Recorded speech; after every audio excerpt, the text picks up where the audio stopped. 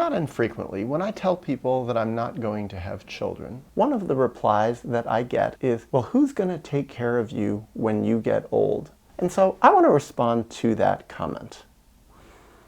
Well, for starters, when I hear that comment, who's going to take care of you when you get old, it kind of brings to mind this idea that's still common in certain parts of the world, and it was more common in America once upon a time, that people needed to have lots and lots of children to work the farm.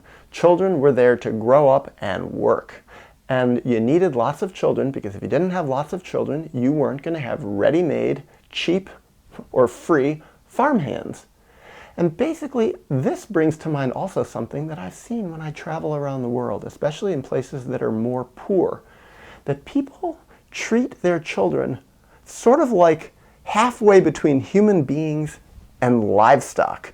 This idea that children are there to work. Now, often what I see in Western societies in our world is children are sort of more like pets. They're not like livestock. Children are there to be cuddled. They're also there to make the parents happy, to give the parents pleasure in all sorts of different ways, but they don't expect the children to work until, that is, you become old and infirm, and then their job becomes to take care of the farm that is you. Well, what's my problem with that? Personally, I look at children as wild animals. What about their life? What about their independence? What about their freedom? I certainly have known, been friends with, and seen a lot of people who grow up into their adulthood and spend so much of their emotional energy, if not all of it sometimes, taking care of their parents. It's like they don't have their own independent life. They're not free. And it's like, what kind of life is that? Who in their right mind would want that for their child? And what I think is the kind of people that want their children to grow up to take care of them are selfish. Parents are like parasites in these cases.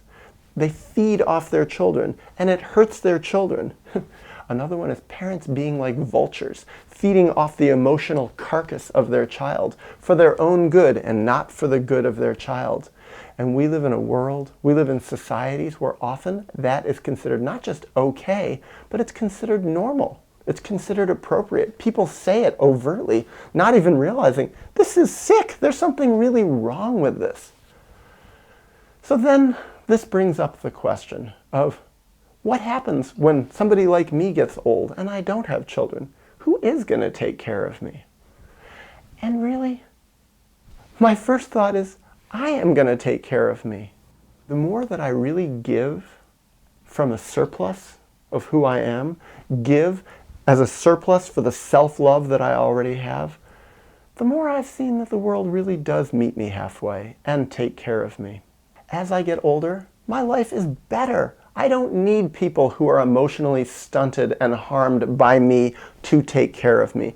The more I am altruistic, the more that karma comes into play. And I don't mean religious karma in any sense. I mean karma in the sense of what I put out is what I get back. And for me, what I see is this is the direction I'm heading in. So when people say, oh, you need to have children to take care of you, I say no.